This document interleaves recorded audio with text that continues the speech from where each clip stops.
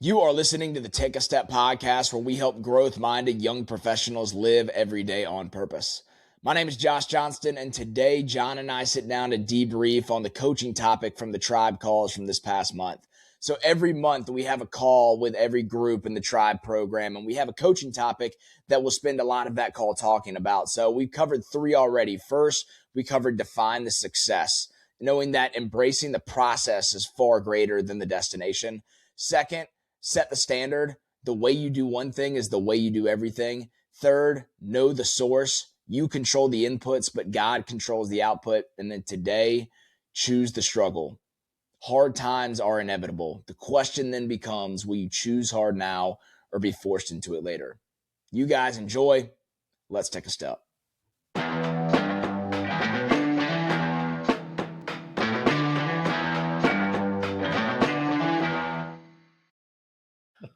Welcome back to the podcast.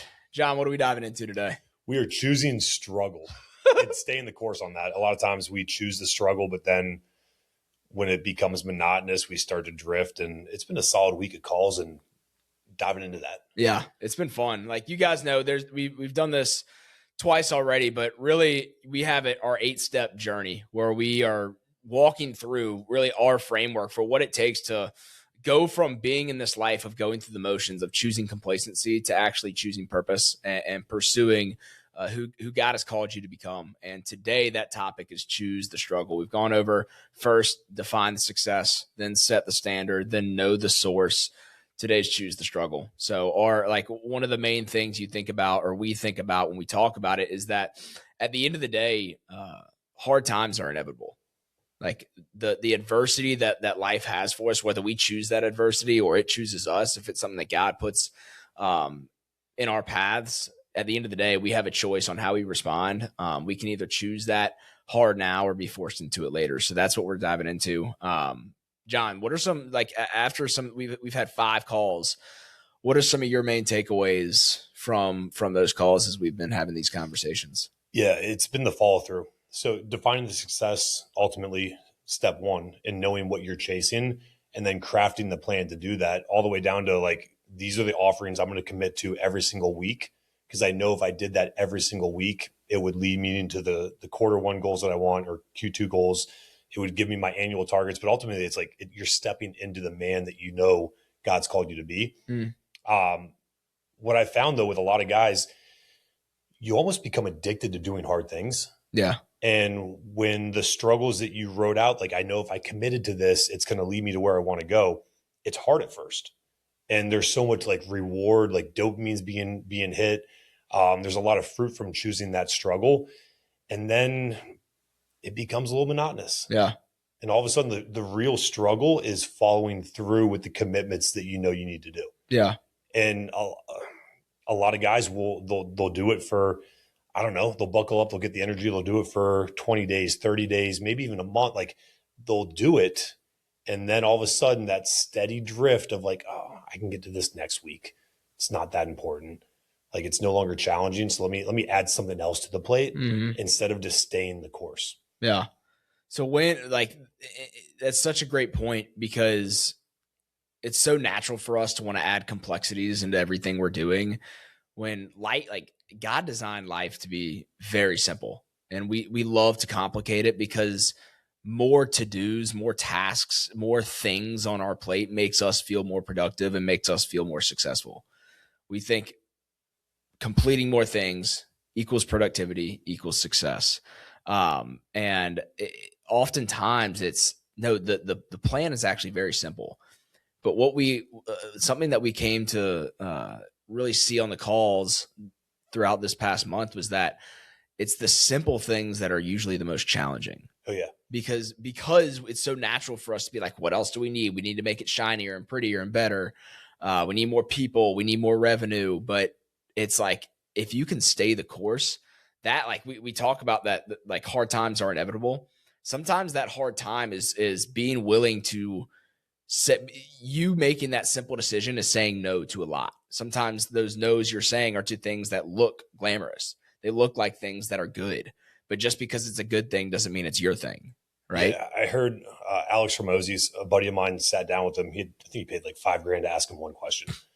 And he asked Can we him, just talk about that for a second? Yeah. Like, some people will never understand that. Yeah. But I guarantee you his ROI on that $5,000 was probably 10x. 100%. And the crazy thing is I heard the answer and I heard the question and it didn't click until recent. Yeah. Like I've sat with the answer, the $5,000 answer, and I'm like, okay, it makes sense.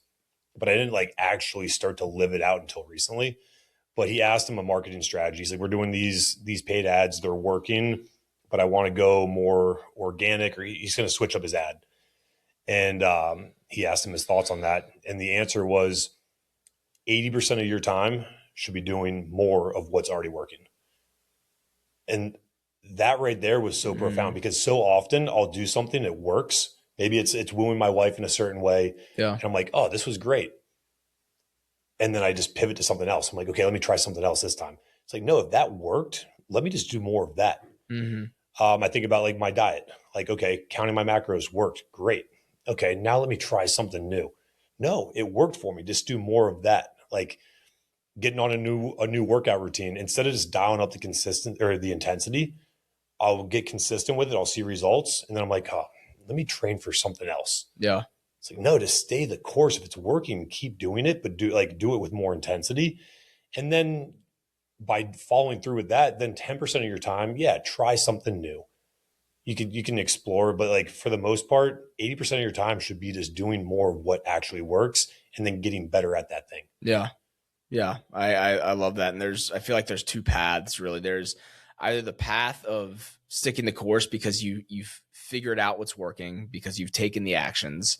And now it's choosing just to, like you said, stay consistent with that. But then there's a lot of other people that they'll make an uncomfortable decision, and then they'll tell themselves by making that decision again and again and again, oh, I'm making uncomfortable decisions still. Yeah. But the thing is we have these two loops that we put together to really communicate the message of Choose the Struggle, called the comfort loops. One is what it looks like to make comfortable decisions, and one is uncomfortable decisions. And making an uncomfortable decision takes you through this path that ultimately leads you to growth, and making the comfortable decision takes you through this path that ultimately leads you to adversity. So if you grow because you made the uncomfortable decision, that decision that was once uncomfortable is now comfortable. Yes. Like it's now much easier for you to make that decision. Let's take the gym for an example. If when you first get into, when you first step into the gym, when you first start figuring out what it's like to build strength, let's just say, a workout plan for you to get started is, on a chest day is like 4x8 at 135. And you go in and start doing that. How old were you when you first got 135 on the bench? I was in high school. Remember like graduating? I remember it. Every plate's a milestone. Oh yeah. Like you start off with the 25s and you're like, okay, you add 10s, you add 5s, and then you're like, I think I'm ready. Yeah. You pull it off and all your buddies are there and you're like, yeah, I got one at 135. And it's Amen. like, you're the man. 100%. But you start doing that. Let's just say that's your program, right? When you start is like a 4 sets of 8 reps at 135, and you're seeing like initial gains from that. But if you do that for like 6 months and you stay making the same decision, having the same weight on there, you're going to stall out, and then you're going to get complacent. And then ultimately that's going to have a ripple effect into a lot of other things, whether that's physically, personally. And that leads to adversity down the road because you're so used to just making the same decision, but you're not actually going anywhere. Mm-hmm. I think a lot, like some people, and so let's talk about that. So how do you know when it's, hey, I need to stay the course because it's working and I just need to stay consistent? That is uncomfortable, is staying consistent, versus no, you're just telling yourself you're making an uncomfortable decision, but you've grown and you're still making the same decision. So you're not actually growing anymore. Yeah. Ultimately you have to know what you're working towards, like where this growth trajectory should be growing. Like these ongoing loops should be moving you more towards that long-term goal. Mm-hmm. And so often we get comfortable making the hard choice, but we lose sight of what we're doing it for. Mm-hmm. So we end up just in this spiraling, like parallel line where it's not actually progressing you towards what you want. Yeah. And then as you learn to embrace uncomfortable choices, because it does breed adversity, perseverance, and then ultimately you're growing. As I'm thinking through like the whole bench analogy, when you get to a point where like, okay, I'm where I need to be in this pillar, Mm-hmm. then I can channel that same energy and throw it into a different pillar or a different movement. So like for bench, for example, like I don't want to get a stronger bench press. Really?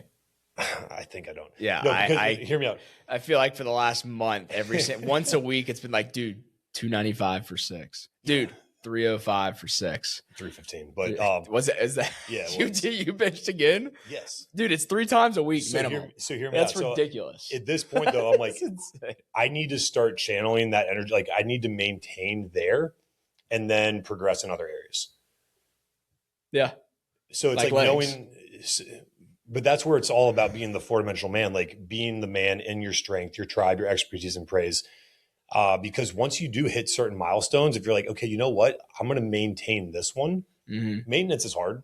It requires consistency, but now I can take that same energy that I'm bringing to chest day and I'm going to put it into date night Friday.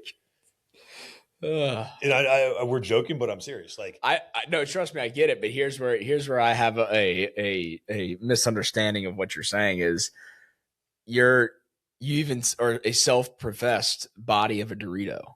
Yeah, I know. So now you are the one-dimensional guy. I'm going to work on the hourglass figure, dude. Leg day is starting to come back. Our leg day on Friday was. It was the Friday before Easter. It was Good Friday. Oh. And I remember, not to get too graphic, I sat down to go to the bathroom the morning of Easter and I was just no homo. I was thinking about you. Yeah. So I'm like, dude, John, I'm still paying for that workout with John on Friday. Yeah, that was horrible. That one brought me back, man. After that workout, I literally went home and there was no fighting a nap. We had Good Friday service that night and I went home and I had some stuff I could do. And I was like, okay, let me just sit down for a second. And I woke up 2.5 hours later. I was done. Yeah. But yes, so right now I'm the one-dimensional body weight or bodybuilder. Yeah. Like I'm going to start to now channel that energy into other facets. Cause like today I tried to do an overhead squat because I've been benching so hard. I literally no mobility at all. No. Yeah. So I told Coach Mike, said, hey, next week, 20 minutes of stretching every single day. Hold me to it. So I'm going to take some of that effort that was going towards that. And now I'm doing a different hard thing. Yeah. And I was thinking about it too. I had one of the things you mentioned earlier when it comes to like, hey, do we make another uncomfortable decision or do we just stay the course?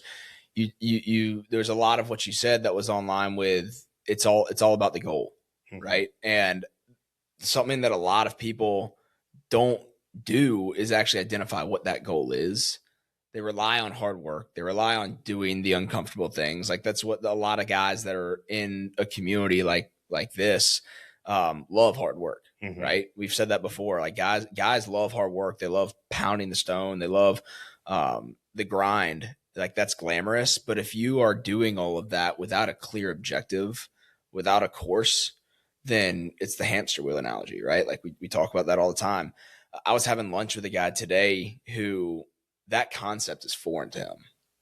He was like, yeah, I kind of treat life day by day. It's hard for me to set the vision. So he is like all process, 100%, no destination, which there's pros and cons to both, right? I love that because that's like, he's an incredible artist. Yeah. And then when you channel and you're like, here's the vision of what you need to create. It's an unlock. If he's a process oriented guy, those are the guys that have the most success. For sure. Because then we can just dial it in and we can just give them some clear direction and they follow through. Mm-hmm. The majority of people, they don't know how to follow through and they love doing hard things. So they do it. And then they're like, all right, this is starting to become boring. Yep. I mean, our attention span is that of a goldfish. So like, you do it a couple of weeks, you see results, but then you're like, all right, what's next? It's like, no, just keep doing that. Yeah. And we're working towards this end goal and process-oriented guys, they get that. For sure. And for me, like when the mission statement I coined behind Take a Step a couple of years ago was to redefine the way we view success by shifting the focus from a destination to a process. That was because I'm naturally, and I feel like most guys are, not this guy I had lunch with today, but most of us are so destination focused to where we see where we want to be, and we're so fixated on that. And it's hard for us to like take a step back from that and realize, hey, that like, even though that does seem like a very glamorous place to be at, that's still not going to fulfill you. Because you're going to get there and you're just going to move the goalpost.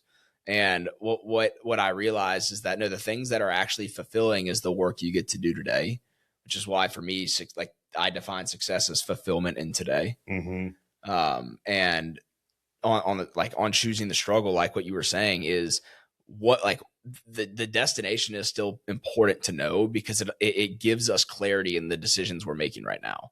It's not necessarily like we're marrying ourselves to that destination, because that could change 30 days from now, a year from now, especially 10 years from now. Like all of that could change. But if that's what we're working towards right now, at least we have a clear next step so that we can continue to move the needle. So with every workout plan I've ever crafted, there's 3 steps to it. First, it's getting clear on what their goals are and then crafting the plan. Now I need to get consistency in the plan. And then once they're consistent, you dial up the intensity. So if you've ever hired a personal trainer, that's essentially what they're doing. Yeah. They get you consistent. They know what your end goal is or what you're working towards. And then on the back end, they're dialing up the intensity by increasing the weights, increasing the reps, increasing the overall volume, decreasing rest time. There's all these different ways you can fine tune the system. A lot of people, if they're working out on their own or they're doing anything on their own, they craft the plan, they get consistent, and then they never dial up the intensity and that consistency. So all of it becomes monotonous. Going back to the bench press analogy, if you're just doing 4 sets of 8 at 135 and you're doing that month on month, you're no longer seeing those newbie gains that you saw at the beginning. So then you start thinking like, okay, maybe weightlifting isn't for me. I'm going to try Pilates. Or I'm going to go do some kettlebell work. And you go to the next thing. And then you do the same thing. You get a plan, you get consistent, and then you stay there. And then you're like, okay, not seeing the results. Let me try something else. And you constantly are just moving from thing to thing, instead of like, no, the hardest part is just dialing up the intensity and staying consistent. Yeah. And that's true with anything. Like I think about business. I think about like relationships is a great example. Marriage. Think about marriage. Or even friends. Like I feel like a lot of people that they'll like get a new friend, and there's a lot of value that person adds to your life. And then once that relationship gets monotonous, they don't feel like they're receiving as much from that relationship. Does that mean you just jump ship and find a new friend? Yeah. I mean, going back to marriage, like everybody's like, oh, you're in that honeymoon phase. Yeah. The honeymoon phase can last forever. Yeah. But like, what are you doing in that honeymoon phase? You're consistently like trying to woo your wife, and you're coming up with creative ways, and you keep like dialing up the intensity. The honeymoon phase ends when you decide, okay, this is going good enough, and you become complacent, and you're no longer investing the time and the energy.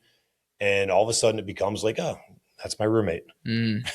We raised some kids together. We're running this household together, but like, are you still investing that same intensity that you first brought to it? Yeah.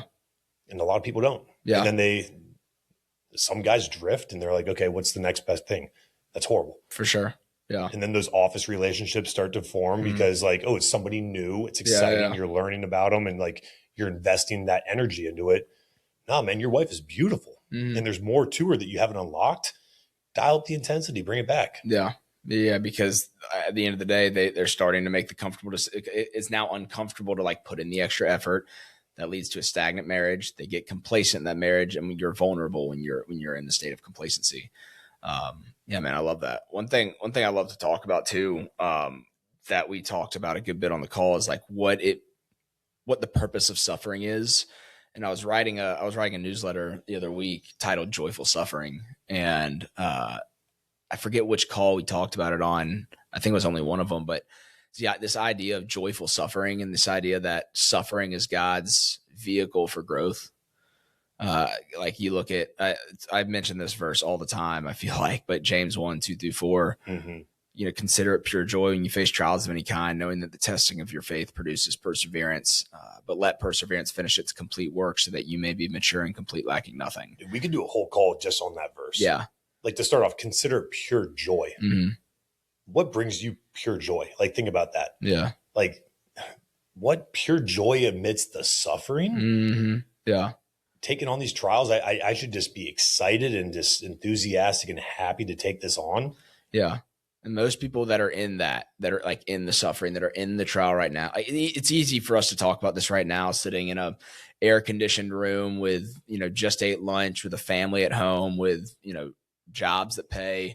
And it's like, most people would look at that and be like, who are you to talk about suffering? So for someone that's in it, I get it. There's a different perspective. So they're probably sitting there questioning like, all right, dude, easy for you to say, but I'm actually going through it right now. But the beauty in this verse is that it shows you that the suffering is what God is using to mold you into exactly who he wants you to be. Mm-hmm. So in that suffering, it gives us the ability to have joy because we know that because we're in the suffering, God's molding us.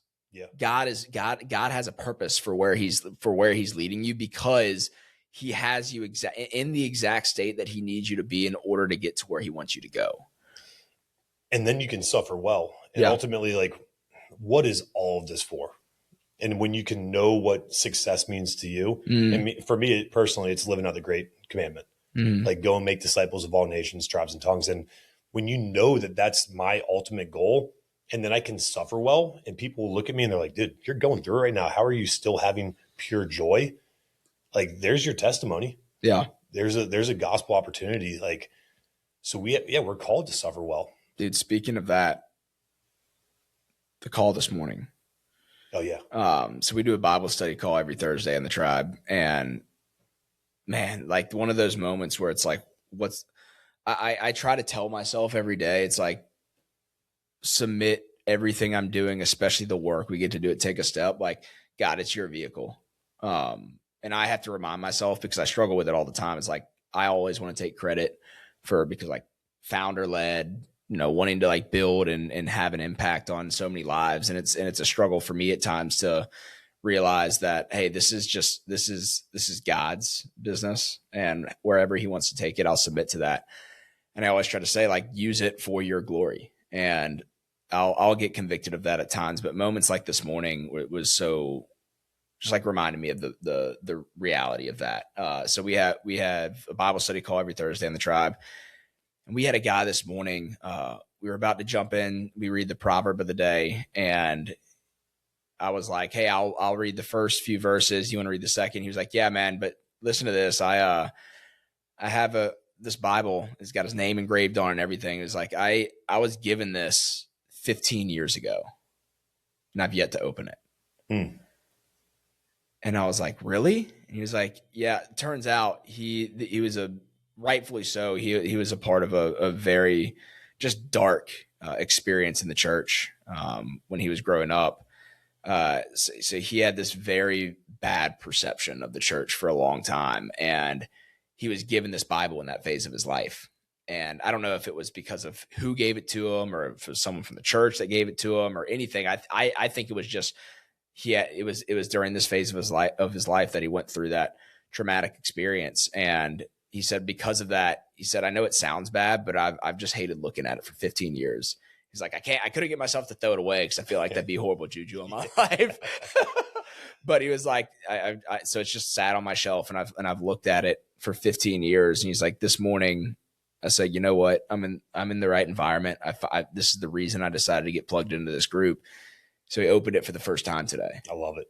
And so if all of this was worth, like, if all of this just led to that one moment, yeah, it's worth it. Exactly. And the hardship, the struggles, talk about choosing the struggle, like doing things that feel monotonous and building the brand and building the company for so long where I don't see results in the moment, where I sit here questioning, like, what's the point in this when I'm not seeing what I wanted to do, like the results I was hoping for. And then you get moments like that where you're like, God, I feel like that's God's affirmations on just like, hey, you're doing what I've called you to do. Yeah. Because like, we have dreams. I mean, exactly. I can't wait for that Bible study to have 100 guys on the Zoom call. Yep.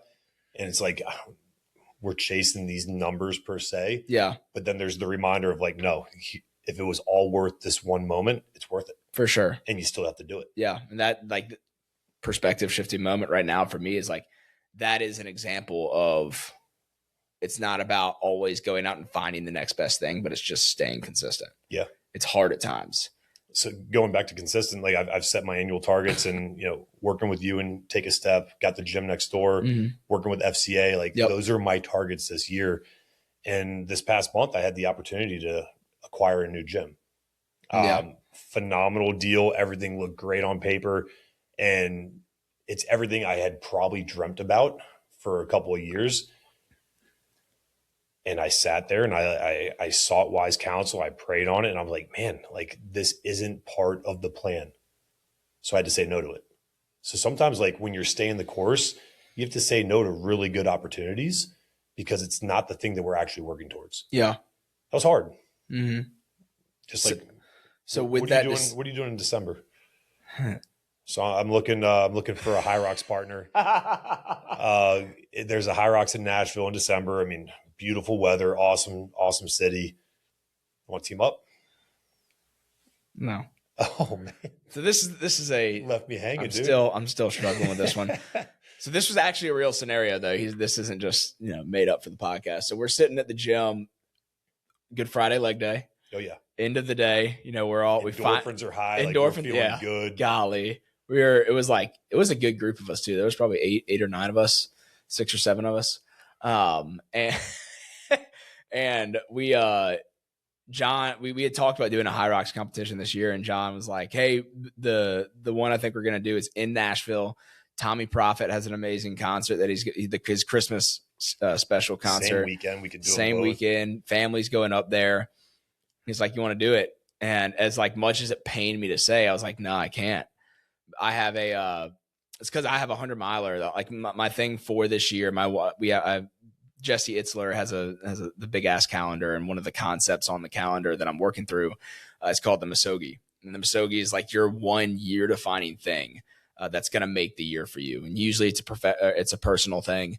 And for me, it's a 100-mile ultra marathon. And I've done a couple ultra marathons, and the 100-miler is like a bucket list thing for me. And that's something that I had on the calendar. I have the race. I have the day, November 7th. And I looked, I'm like, dude, I can't show up. I don't want to show up. I don't want to take any ounce of training away from my one thing for this year because there's another really cool opportunity. I know I want to go all in and dial in on making sure everything's right for that race.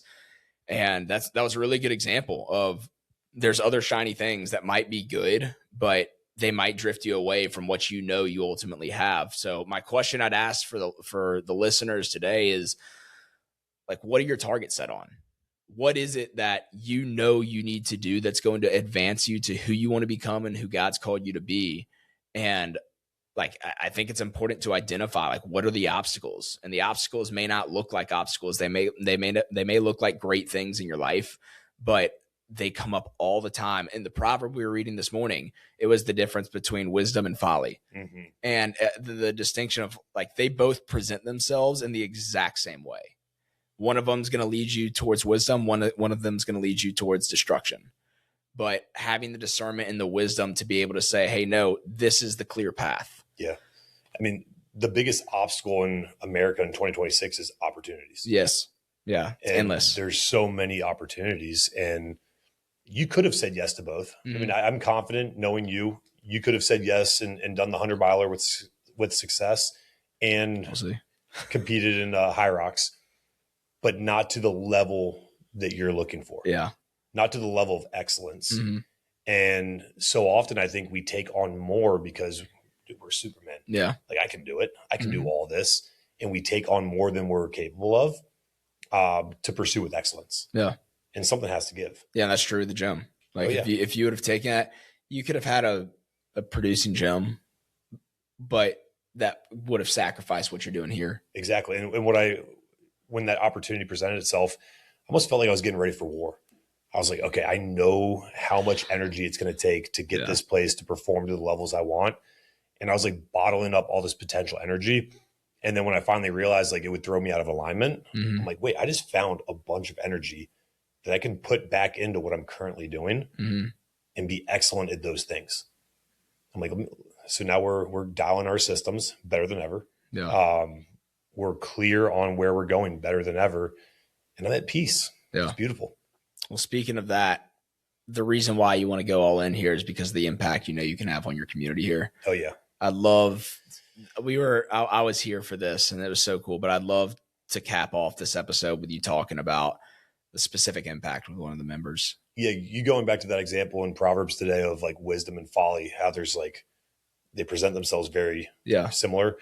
Last week, it was one of those just like contrasting moments where I'm like, man, I see how God is now using me compared to how I used to live. Yeah. And the vast contrast and the difference of that was like, yeah, Yeah. it was gut wrenching.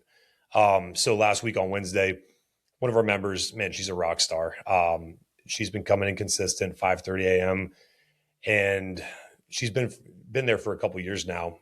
And for It's her been birthday, that long? yeah, it's been a I couple didn't know years. she's been that long. For her birthday, she decided that she wanted to give us a gift for her birthday. So she gave the gym a gift. We were able to like buy some new equipment with it. So super sweet there. But in the gift was a handwritten letter, and it was talking about the life change that she's experienced joining this community, where for so often, you know, people would look at her and all she would hear is the doctors say you're obese, or she'd have like, she never had friends because they would just pick on her and all these bullying incidents. And then even within her family, it was just like family never believed in her enough. And we're the first people that came beside her and like, no, you're capable of more. And in the last line of the letter, it said, I used to look in the mirror and saw what everybody else saw. And now when I look in the mirror, I see a reflection of hope. And that word hope, like it's Easter, it's Easter week. I'm like, oh man, I'm in tears reading this thing. And later that day, I got a call, one of my former coaches at my gym in Florida when I was living for the world. I was a quote unquote good guy, but I wasn't living for a deeper purpose. And I found out one of my coaches passed away. I think he succumbed to addiction at a pretty young age.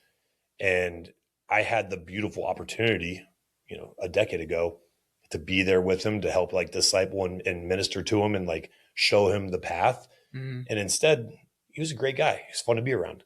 And I never took it to the deeper level. And because I didn't do that and I missed that opportunity because I wasn't living right, I couldn't share that with him. So having that like discrepancy of like, man, I gave God this business and he's using it, the Spirit's alive in there and we're impacting lives. And to see that and then have the contrast of how I used to live, like we were doing a good job, but we weren't living for more.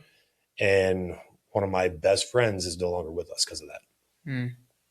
So it was heavy, but shout out to, Fran at 5:30 a.m., man. She's a rock star. She's living it. And I'm excited to see what she does because now she believes there is more. Yeah. I love it, dude. That's so good. So like, I think like both of those examples, the gym, the guy on the call this morning, like both are just such profound examples of like doing the work consistently. Like whether if it looks glamorous in the moment, whether you're getting the results you want in the moment or not, if you have a clear plan, I think that's another thing is like make sure you are clear on where you're going. That like, but also at the same time understanding that may change. But for the sake of acting with a sense of clarity right now, knowing where you want to go, and staying the course. That's what I love in our group. You know, we do our quarterly workshops and we give the guys one audible a year. It's like, all right, let's craft the plan for the year. And then along the way, you might get clarity on like actually what I'm working towards isn't what I want. Yeah. But you only get one audible. Because I've also been in groups before where it's every single quarter, the goal is shifting completely. Yeah. So like you're now just choosing struggle just to choose struggle. Yeah. And it's like you look up 5 years from now, you're like, dude, I can do hard things, but I'm Like still in the same house with the same relationship dynamic, with the same body fat percentage, because like you don't ultimately know what you're working towards. Yeah. And you keep shifting. Dude, if we're just to use another example from that workshop, which was so powerful. One of our guys, it's a chiropractor. He, one of the perspective shifts he had from the workshop that showed up in his life almost immediately. He and his wife both own chiropractic offices. And one of the things that they've been married for a few years now, one of the things that they know is that they want a family. And they also know that it's almost impossible for them to have a family with their current work dynamic because she is the only person at her office and he runs an office where he has an admin staff and everything, bigger overhead. But because she had her own office with no overhead, she was able to make a lot of money for their family. And she made the decision because of the clarity that he got from the workshop on saying, hey, this is where we know we want to go. What do we need to do right now to set us up and put us in the best position? And they made the decision, like I think last week, that she's selling her practice. I love it. That she's joining with his team, and that they can start training people on how she does her work, so that when they're ready to get pregnant, when God Lord willing, she is pregnant, they have other people on staff locally that can fulfill that work. And yes, it's going to take an upfront hit because they're sacrificing that entire business that she had built, but they have clarity on knowing, hey, this is what we know we want to do. So it makes the decision-making process right now obvious, to where like so many people are struggling to identify what the next step is because they aren't clear on, hey, this is what we know. This is what I know I want. This is where I know I want to go. And they had that clarity. He got that clarity from like-minded guys that were around him, that were asking him the questions and helped him to come to that conclusion. And because of that, he made a completely life-altering decision to where now they're more excited than ever. I think about like a slingshot, like coming to that workshop. Typically, you might do like some planning, and you're in your office. And you're like, all right, let me get clear. And you pull it back a little bit, and then you're like, all right, let's go. Mm-hmm. If I pull back that slingshot, like, yeah, I'll go forward. Yeah. But how far? Yeah. Coming around a group of guys now, like as you're pulling it back, they're helping you pull that thing way back. And right now, like his wife taking the financial hit of selling the practice, if she's making great money there, yeah, there's going to be a hit at first, but all you're doing is pulling that slingshot back even further and further. Yeah. And now when they're ready to let go, dude, like they're going to fly. Yeah. But ultimately it came down to him defining like, what is success? What is this life that we're trying to craft and build? Yeah. 2 practices doesn't make sense. Yeah. 100%. Might look good on paper, but it's not the life that they want to live. Mm-hmm. Awesome. Well, guys, choose the struggle. John, this has been a great podcast. Stay the course. All right. Choose the struggle, but then stay the course. That's my biggest takeaway from this week's calls is don't get addicted to doing hard things. Like sometimes the monotony of the follow through, once it's no longer a struggle, is the hard thing. Love it. And dial up the intensity. Let's go. Let's go, baby. Chest day on Friday? Maybe. No, legs. Come on. I did see the workout. I did see the workout, the prescribed workout that's coming in. I'm actually kind of liking it. Okay. So we'll see. Anyways, guys, thanks for listening to another episode of the Take a Step podcast. If you enjoyed it, please leave a rating on whichever platform you're listening. Always remember, no matter where you are on your growth journey, every mile begins with a step. High Rocks, Nashville. Going solo because Josh isn't there. If you're listening to this and you want to partner up with me, let me know. Staying in.